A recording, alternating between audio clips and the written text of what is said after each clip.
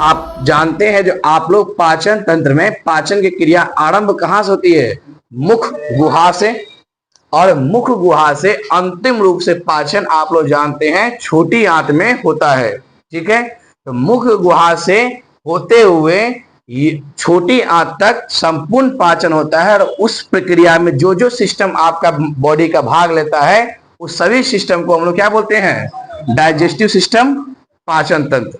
ठीक है, और पाचन तंत्र में आप लोग जानते हैं मुख गुहा में क्या आप पहले ही लिखे हैं, मुख गुहा में जीभ और दांत होता है और एक आपका ग्रंथि होता है, लार ग्रंथि, जिनसे एंजाइम निकलता है, आपका रस निकलता है, जिससे आपका भोजन का पाचन आरंभ होता है। तो ठीक है, और उसके बाद भोजन आपको ग्रास नली के माध्यम से कहां पहुंचता है?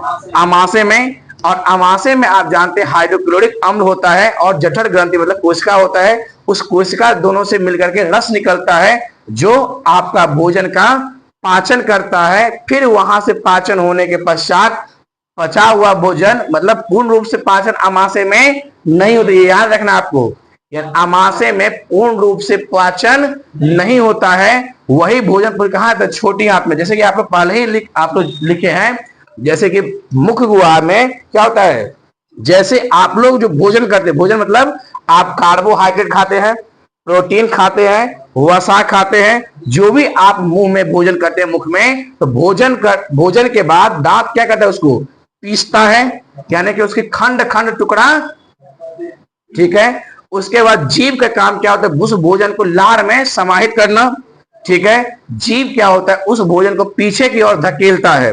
ठीक है, और उसमें जो ग्रंथि रहता है लार ग्रंथि से आपको कौन कौन एंजाइम निकलता है? तो वहां पे आप लिखे एमाइलेज, काइलिन या लाइसोजाइम, ये सब एंजाइम के माध्यम से भोजन का पाचन होता है। लेकिन आपको यदि पूछा जाए जो लार ग्रंथि किसका पाचन करता है?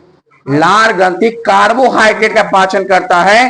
तो क्या आपको लार ग्रंथि कार्बोहाइड्रेट का संपूर्ण पाचन करता है? नहीं, कार्बोहाइड्रेट आप वहां पे स्पष्ट रूप से लिखे हैं, कार्बोहाइड्रेट को किसमें तोड़ता है? माल्टोस में तोड़ता है, यहाँ पे ग्लूकोज में खंडित नहीं होता है। आप लोग पहले से जानते हैं कार्बोहाइड्रेट का संपूर्ण पाचन किसमें होगा? ग्लूकोज में। जब तक कार्बोहाइड्रेट ग्लूकोज में नहीं बदलेगा तब तक उसका संपूर्ण पाचन नहीं हुआ है। तो कार्बोहाइड्रेट को माल्टोस में तोड़ने का काम कौन ग्रंथि करता है? आपको लार ग्रंथि। तो आपको यदि एग्जाम में पूछा जाए जो कौन सा ग्रंथि आपके कार्बोहाइड्रेट का पाचन की क्रिया प्रारंभ करती है, तो कौन ग्रंथि आपका? लार ग्रंथि। लार ग्रंथि कार्बोहाइड्रेट का पाचन करती है। कोई दिक्कत है? फिर आपका भोजन जो होता है ग्रास नली के माध्यम से, जिसको ओसियोफेगस कहते हैं, ग्रास नली के माध्यम से कहां पहुंचता है? आपके आमाशय में। समझ में आ रहा है ना?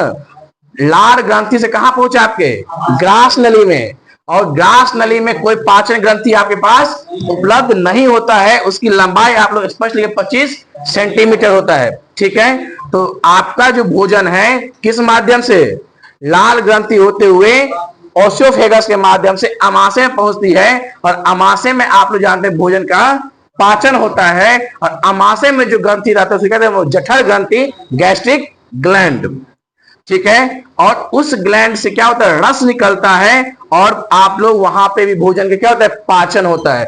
आपको यदि एग्जाम में पूछा जाए जो आमाशय किसका पाचन करती है, तो प्रोटीन का। क्या लगता है प्रोटीन का पूर्ण रूप से पाचन करती है? नहीं, प्रोटीन को आप लोग हाइड्रोक्लोरिक अम्ल के माध्यम से प्रोटीन को किसमें तोड़ता है? पेप्टाइड में। यानी कि आपको प्रोटीन को पेप्टाइड में तोड़ता है। क्या लगता है यहाँ पे प्रोटीन का पाचन हुआ है? प्रोटीन का यदि अंतिम रूप से पाचन पूछा जाए तो किसमें होता है? एमिनो एसिड में। किसमें होता है? अमीनो अम्ल में। लेकिन यहाँ पे प्रोटीन का संपूर्ण पाचन नहीं होता है। प्रोटीन फिर कहां जाएगा? आपका छोटी आंत में, और छोटी आंत में इसका संपूर्ण पाचन हो जाएगा। इसीलिए आपको यदि पूछा जाए भोजन का संपूर्ण पाचन छोटी आंत में, लेकिन कार्बोहाइड्रेट का पाचन की क्रिया प्रारंभ कहां से? मुख गुहा, लार ग्रंथि से। और आपका प्रोटीन का पाचन की शुरुआत कहां से? आमाशय से। और आमाशय आप जानते हैं, जब पढ़िएगा तो आमाशय भी 3 प्रकार से होता है। और आपका जो याद रखना है, आमाशय में जो कहां से आता है भोजन? आमाशय में कहां से भोजन आता है? आमाशय में ग्रास नली से जो भोजन आता है, ठीक है, तो ग्रास नली से जो आपको भोजन आता है, फिर आप लोग जानते हैं कहां वो भोजन कहां पहुंचा था आपका, छोटी आंत में। तो छोटी